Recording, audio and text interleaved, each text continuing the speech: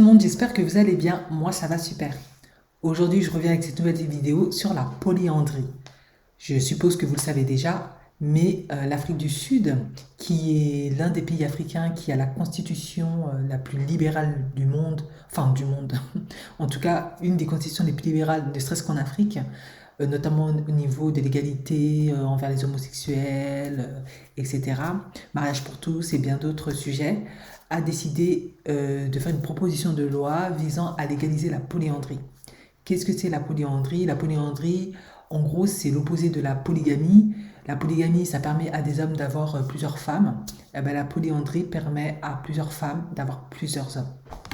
Et c'est là où ça devient intéressant, of course. Pourquoi? Parce qu'il y a eu de nombreuses indignations et surtout de côté de chez les hommes.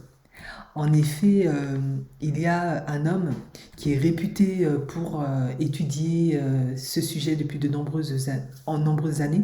Il s'appelle Kolis Machoko.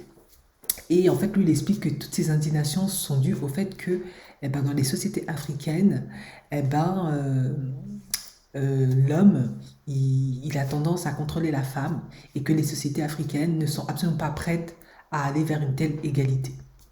Alors, pourquoi? Tout simplement, c'est parce que dans les sociétés africaines, ils ne savent absolument pas quoi faire lorsqu'ils ne peuvent pas contrôler les femmes. Ils ne sont pas tous comme ça, bien sûr, mais c'est vrai que c'est une tendance qui a tendance à se généraliser. Effectivement, j'ai souvent entendu des oncles à moi ou africains qui disaient, je sais que ça va peut-être vous choquer si vous êtes en Occident, euh, bon, quoique peut-être pas, hein, vu le nombre de féminicides finalement. Euh, il disait que il voulait pas, c'était pas le seul, mais plusieurs disaient qu'il voulait pas épouser des femmes intelligentes. Pourquoi? Parce qu'elles étaient incontrôlables. Et aujourd'hui que je suis une femme adulte, cela prend tout son sens. Effectivement, euh, dans les sociétés africaines qui sont très patriarcales et machistes, il y a un besoin de contrôler les femmes qui est indéniable. Et du coup, là, il y a eu beaucoup d'indignation. Ce qui est trop amusant à mon sens, c'est qu'il y a eu une indignation d'un homme qui s'appelle Moussa Selekou, qui lui est polygame et qui a quatre femmes. Et c'est là où ça me fait un peu rire parce que lui, il est déjà polygame, il a quatre femmes, et lui, il est contre la polyandrie. Ce qui signifie que psychologiquement, rien que le fait d'imaginer une de ces femmes avoir plusieurs hommes, ça le rend fou, quoi.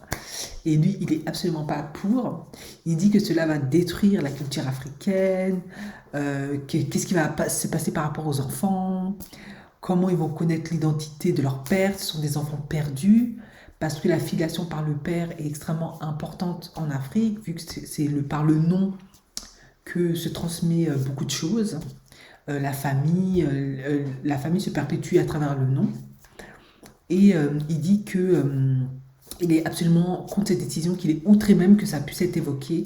Et en plus, lui, il a une télé-réalité où il raconte sa vie de homme polygame. Et c'est fou, quoi. Enfin bref. Et en fait, il dit aussi que la femme ne peut pas prendre le rôle de l'homme, que maintenant c'est elle qui va devoir payer la dot. Et la dot, c'est le lobola, c'est en Afrique du Sud, hein, c'est une sorte de dot, mais qui chez eux constitue un mariage qui est parfaitement valide dans leur société, euh, en dehors du mariage civil, hein. Et il dit que c'est inconcevable que l'homme puisse prendre le nom de famille de sa femme. Bon, maintenant vous allez me demander, est-ce que concrètement la polyandrie se pratique? Oui, mais en fait, d'après ce qu'explique le professeur Machoko, il dit que lui, il a fait des recherches sur la polyandrie, hein. D'abord, il a fait en Zimbabwe, dans son pays natal.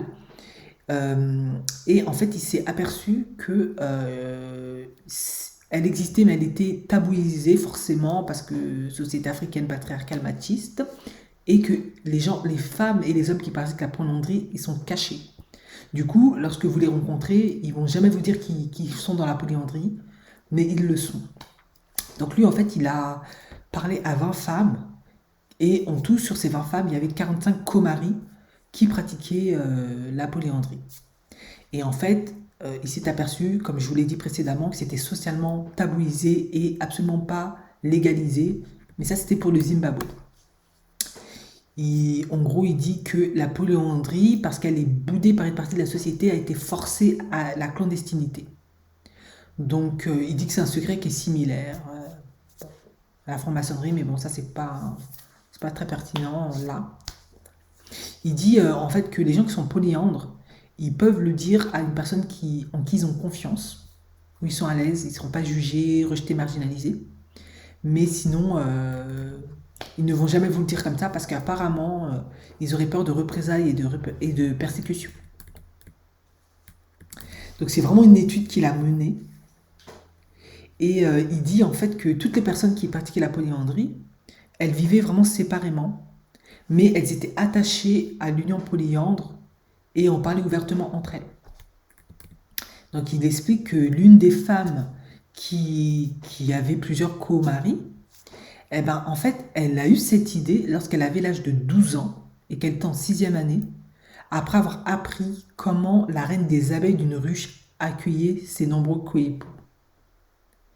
C'est juste fou. Donc à l'âge adulte, elle a commencé à avoir des relations sexuelles avec de multiples partenaires qui étaient tous conscients les uns des autres.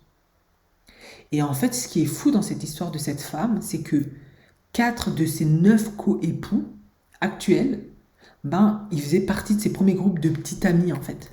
C'est-à-dire, en fait, ça a commencé très jeune et ça a continué, ça s'est perpétué dans l'âge adulte. C'est fou. Donc, en fait, ils expliquent que dans la polyandrie, c'est souvent la femme qui initie les relations et qui invite les maris à rejoindre leur union. Donc, en fait, c'est elle la chasseuse, quoi. C'est plus l'homme qui chasse, là, c'est la femme qui chasse. Donc, c'est des femmes plutôt qu'un côté masculin. L'animus plutôt développé selon Carl Gustav Jung, qui est plus fort que l'anima. Donc, il dit que certains paient la dot, d'autres choisissent de contribuer à la subsistance de cette femme. Elle a le pouvoir de renvoyer son co-mari si elle estime qu'il déstabilise ses autres relations. Ah ouais, ça c'est pas rien quoi. Donc en fait, c'est elle qui choisit les hommes, c'est elle qui les drague, etc. Qui leur dit viens dans mon union polyandre. Certains hommes payent la dot de la femme, donc ça reste toujours. Certains continuent de prendre soin d'elle, ok. Et c'est elle qui décide en fait de te dire je te répudie si je suis pas satisfaite, si tu perturbes la relation, parce que probablement il veut être exclusif ou il veut pas partager les tours de, de couches. Et en fait, lui, on se demande pourquoi des hommes et des femmes choisiraient la polyandrie. Ben lui, il explique qu'en fait, c'est vraiment l'amour qui est la principale raison. Il dit que pourquoi les hommes choisissent de rentrer dans une union polyandre, c'est vraiment par amour pour cette femme. Ils voulaient tellement pas la perdre qu'ils acceptaient. Mais il y a aussi un autre fait que j'ai trouvé très pertinent et plutôt altruiste. Ben, il y a certains hommes qui disent qu'ils ne peuvent pas satisfaire leur femme sexuellement, donc ils acceptent la proposition d'un co-mari pour ne pas divorcer ou pour éviter qu'elle soit infidèle. Il y a une troisième raison aussi qui est invoquée, c'est peut-être pas la seule, mais je pense que c'est les raisons qui reviennent le plus. Il dit en fait que certains hommes sont stériles et pour ne pas perdre la face, pour ne pas perdre la femme, pour ne pas qu'elle parte avec un autre homme, ils acceptent qu'elle ait un autre mari pour avoir des enfants avec. Donc ça leur permet de garder leur dignité, de sauver la face et d'être stigmatisés, démasculés, etc. Ouais, c'est un peu la même chose que pour la polygamie finalement. Alors lui, ce professeur-là qui a fait cette étude en Zimbabwe, il dit qu'il n'a pas encore eu connaissance de mariage polyandre en Afrique du Sud, mais il dit que tous ceux qui militent contre les droits de la femme demandent quand même au gouvernement de légaliser ces unions dans l'intérêt de l'égalité et du choix. Car comme la loi autorise actuellement un homme à prendre plusieurs épouses, elle et eux, ces militants, estiment qu'il devrait être de même pour la femme. C'est juste impressionnant.